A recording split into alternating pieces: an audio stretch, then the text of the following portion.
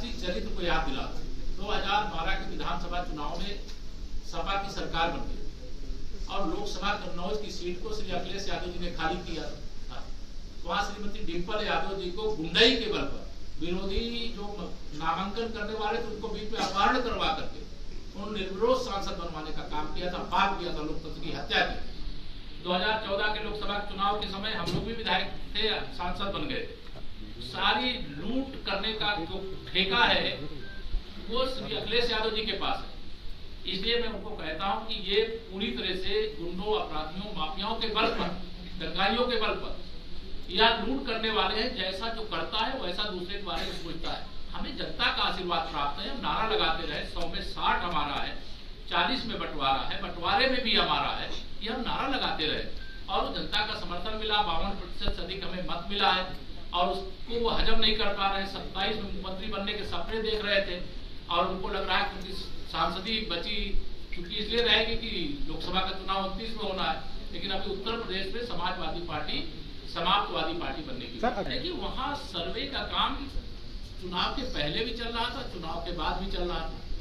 ये समाजवादी पार्टी का मैंने कहा कि मैं उस पर भी टिप्पणी नहीं करना चाहता, जांच चल रही है, मुकदमा लिखा गया है, उनका सांसद उसमें अभियुक्त बना हुआ है।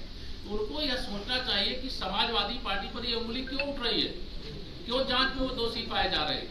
मतलब यह जो घटना है उसका क्या कनेक्शन है, वो सब धीरे जांच के आधार पर सामने आएगा तो उसको सुधार भी किया जाएगा। लेकिन अगर कोई निर्माण कार्य जब तक चल रहा है तब तक कोई मुझे लगता है निष्कर्ष निकालने की जरूरत नहीं है। जन सुविधाओं के लिए ही, चाहे ब्रिज बन, आरओबी बन रहे हो, चाहे फ्लाईओवर बन रहे हो, चाहे मार्ग बन रहे हो, वो जन सुविधा 47 तक। अभी इस प्रकार की गंदी राजनीति करने वालों का कोई भविष्य नहीं है। महाराष्ट्र में भी भारतीय जनता पार्टी ने ऐतिहासिक विजय प्राप्त की है। जैसे हम लोग 2017 में 323, 2014 के लोकसभा में 73 लोकसभा, तो सारे रिकॉर्ड महाराष्ट्र में भी तोड़ा। झारखंड में आप थोड़े अंतर से पिछड़ गए और जहां जहां उपचुनाव थे उसमें राजस्थान में भी बहुत अच्छा प्रदर्शन हुआ, बिहार में भी हमारे गठबंधन के साथी बहुत अच्छी जीत हासिल किए और उत्तर प्रदेश आपके सामने। यह राजनीतिक दृष्टिकोण से वो कोर्ट के आदेश के नाम आ रहे हैं, उस पर मैं कुछ बोलूंगा नहीं क्योंकि जांच का विषय है। लेकिन अभी वहां जाने की आवश्यकता नहीं, जहाँ दंगे, जहाँ बवाल मचा हो, जहाँ कई लोगों की मतलब बवाल में मौत हो चुकी हो, ऐसे समय में वहां जाकर के वो राजनीतिक रोटी सेकने का प्रयास कर रहे हैं। दूसरा, प्रयागराज के कुंभ के कार्यों की गुणवत्ता, मेला क्षेत्र की भी गुणवत्ता बनी रहे, मेला क्षेत्र के बाहर की भी बनी रहे, इसको लेकर के सरकार थर्ड पार्टी इंस्पेक्शन का लगातार काम करेगी और कहीं पर भी कोई गुणवत्ता से समझौता ना हो और कोई कमी ना रह जाए। हमारी सरकार की प्राथमिकता है कि विकास का काम हो, लेकिन गुणवत्ता से समझौता कतई नहीं होना चाहिए। और जो गुणवत्ता को सही नहीं रखेगा, जांच में दोषी पाए जाने पर, ये सपा की सरकार नहीं है, ये भाजपा की सरकार है, डबल इंजन की सरकार है। जो दोषी पाया जाएगा तो भविष्य को उसको ठेकेदारी करने का भी मौका नहीं मिलेगा, अधिकारी बनने का भी मौका नहीं मिलेगा, लेकिन जेल जाने का मौका जरूर मिलेगा। दंगा मशीन चलाने वाले रहे हैं, उनके शासनकाल में पूरा प्रदेश ही दंगा प्रदेश बन गया।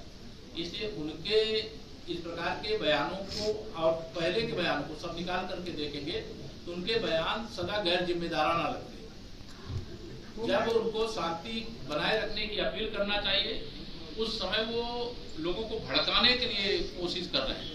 तो श्री अखिलेश यादव जी का राजनीतिक भविष्य इसीलिए संकट है। अच्छा, 2000 अच्छी से अच्छी व्यवस्था खड़ी कर पावे और उस दिशा में लगातार दिन रात काम चले। संभावना मतलब दिसंबर के दूसरे सप्ताह में उनके कार्यक्रम के लगभग है और जो कार्यक्रम आएगा तो आपको पहले बताएगा। 40 करोड़ ज्यादा श्रद्धालु आ रहे हैं, तो उस लिहाज से तैयारी, मेला क्षेत्र का विकास किया गया है, वो आपको सब मैं डिटेल मैंने कहा है कि ये दे देंगे। मेला क्षेत्र का विकास विस्तार किया गया, जो अंदर की सड़कें हैं उनका भी चौड़ीकरण किया गया है। अधिक संख्या में पांडपुर पुल भी बनाए जा रहे हैं और भी आवागमन की सुविधाएं इतनी की गई हैं। और दुनिया भर से मतलब हम लोग अभी उत्तर प्रदेश की सरकार की ओर से देश के सभी प्रदेशों में निमंत्रण कुंभ में आने के लिए लेकर के जाने वाले भी भारत सरकार के जो दूतावास हैं वह भी दुनिया भर के जो श्रद्धालु हैं या विश्व के सबसे बड़े धार्मिक मेले को देखने की इच्छा रखते हैं, उनको आमंत्रित करने की। राहुल गांधी अखिलेश को कुंभ में बुलाया जाएगा कि नहीं? राहुल गांधी अखिलेश को सरकार निमंत्रण देगी? उनको निमंत्रण देने की आवश्यकता नहीं है। राहुल गांधी जी कहते हैं उनके नाड़ा यहाँ प्रयागराज में गड़ा है, तो उसको तो प्रयागराज को संविधान को जो लोग कहते हैं सर